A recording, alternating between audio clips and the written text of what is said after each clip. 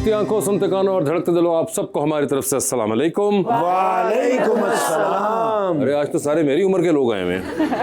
आप लोगों को बुरा तो नहीं लग रहा? माशाल्लाह आप इनसे भी छोटे हैं, है ना? बल्कि तुसी आप मुका के ये कूले भी जाना माशाल्लाह। बिल्कुल बिल्कुल। लेकिन आज सबसे ज्यादा प्यारी तो कुर्बानियां लग रही माशाल्लाह। अच्छा, पानियां हैं ही प्यारी। वो कहते हैं ना घर वाले कि आज खाना बहू ने बनाया है, तो बहू ਇਹੋ ਜਿਹੇ कपड़े पा के ट्रे फड़ के किचन चो आ रही होंदी है। अच्छा ये बाकी तो ठीक था कि बहू आ रही है, ये गर्दन वाला जो आपने किया, ये क्या बहू आ रही है माइकल जैक्सन आ रहा है? बुलाते अपने आज के पहले मेहमान को, म्यूजिक प्रोड्यूसर, स्टूडियो इंजीनियर भी रहे, म्यूजिशियन भी हैं और फ्यूजन बैंड के मेंबर भी थे, जनाब Syed Imran Momina.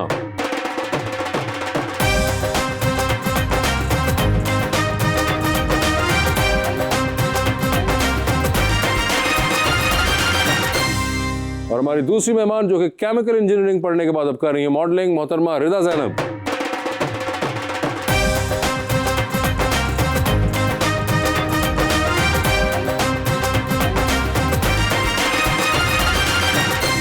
Welcome to the show जी। आज बड़ी खुशी हो रही है इमरान भाई आप तशरीफ लाए हैं। इमरान भाई हमारे बेस्ट फ्रेंड तो हैं ही हैं, बड़े कमाल म्यूजिशियन हैं। क्या बात। और एक बड़े खूबसूरत शेर लेकर आया हूँ जी मैं रिदा जी के लिए। सीने पे कब से हाथ है और हट नहीं रहा, मैं हिजर काटता हूँ मगर कट नहीं रहा, इतना भी मेरी जात से तू बदगुमाना हो, मैं पढ़ रहा हूँ तुझको तुझे रट नहीं रहा। मुझे देखकर आहें भरती है, ओ माय गॉड, दिल तोड़ के क्यों नहीं डरती है, बेवफा मुझसे फोन लेकर वासे, सारी रात कजनों से बातें करती है। इमू साहब, कौन से शेर से आपने ज्यादा रिलेट किया? सर के।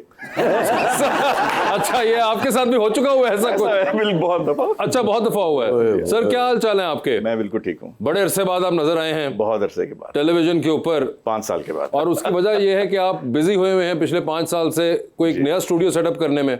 जी बिल्कुल जी। And which is Abit music studio. Abit music studio, बिल्कुल। तो ये Abit music studio Abit road पे है सर? ये हाँ देखा ना, पहला है एबिट रोड पे है क्या? ये एबटाबाद रोड पे है। एबटाबाद वाला एबिट है, ये लाहौर वाला एबिट रोड नहीं है। सर काम शाम ठीक चल रहा है माशाल्लाह? जी अल्लाह का करम जी। भूलिया तुसी एनजीए के 6 साल तो बंद ही है सर। मुझे ये बताइए, सबसे पहला सवाल जो कि आपसे बनता है, ये घने बालों का राज क्या है? देखें, नहीं बताना चाहिए वरना चले जाएंगे। नहीं नहीं, जिनके गए हुए हैं वो जानना चाहते हैं। अच्छा, जानना चाहते हैं? जिनके ट्रांसप्लांट ही बाल है ना। इतने खूबसूरत बाल हैं यार आप। नहीं सर, उधार लिए हुए हैं। उधार लिए हैं? हाँ, उधार बालों में खारिश भी नहीं होती। नहीं मगर प्लीज बताइए तो सही, वैसे कोई खास इसकी तरमीनो आराइश होती है? नहीं बिल्कुल नहीं, ये तो ड्रेडलॉक्स हैं, ये तो छोड़ दें इसको बस। ये क्या मतलब ऐसे ही रहते हैं? ऐसे ही रहते हैं। अभी मेरा टेस्ट लिया था अंदर। क्या लोगों को ये भी लगता है कि असली बाल आपके नहीं है? कोई आपने चीज पहले उनकी जजमेंट होती है कि असली तो नहीं है ना, तो मैं बोलता हूँ कि नहीं है, फिर कहते हैं नहीं असली है, तो मैंने कहा अच्छा पकड़ के देख लें। उनको समझ नहीं आता कि शायद ये कैसे होगा क्या है, तो उन्होंने पकड़ा, खींचा, मैंने कहा इससे पहले तोड़ ना दें, वापस दे दीजिए, छोड़ दिए असली है। सर ਤੁਹਾਡੀਆਂ ਤੇ ਜੂਆਂ ਆਪਸ ਵਿੱਚ ਗੱਲਾਂ ਕਰ ਰਹੀਆਂ ਹੁੰਦੀਆਂ ਕਿਸੇ ਅਫਰੀਕਾ ਦੇ ਜੰਗਲਾਂ 'ਚ ਰਹਿ ਰਹੀਆਂ।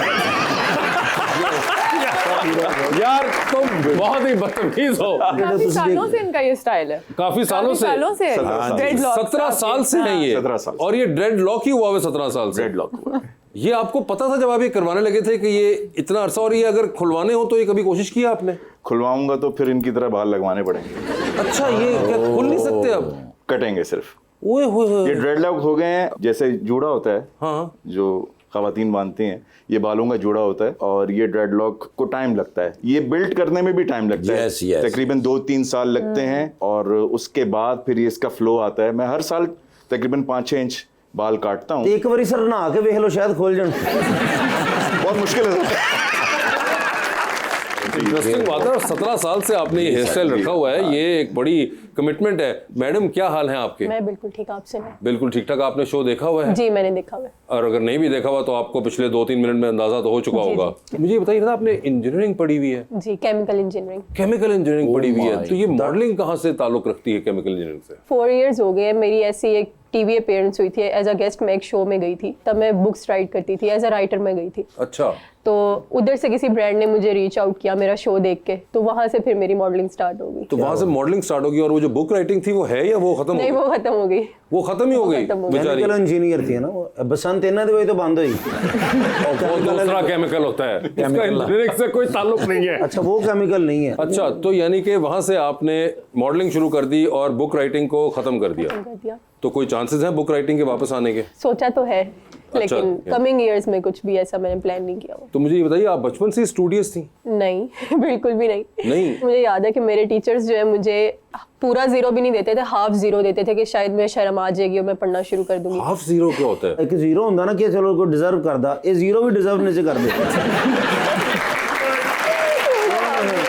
तो क्या आप भी पढ़ाई के मामले में ऐसे ही थे? बिल्कुल, इनका आधा जीरो याद आ गया मुझे। अच्छा, हाँ, बहुत बुरा था मैं।